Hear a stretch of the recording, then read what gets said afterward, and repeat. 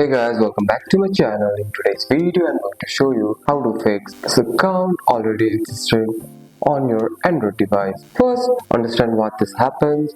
This happens usually appears when the Google account you are adding is already saved on your phone, but it's either hidden, disabled, or not scanning properly. Now let's fix it step by step. First, open the setting app on your iPhone or your Android phone. Scroll down and tap on password and account or account. The name may be slightly different depending on your phone. Then tap on Google. Look carefully through the list and check if the account you are trying to add is already there. If you see it, tap on the account, then tap remove account. Don't worry, you can add it back anyway. After that, you can also restart your phone. This step is very important because it clears temporary system issues. Once your phone turns back on, go to the setting and tap on account, then tap add account. This choose Google. Sign in with your email and password. Time it should work without any error. If the problem still isn't fixed, try to find Google Pay service and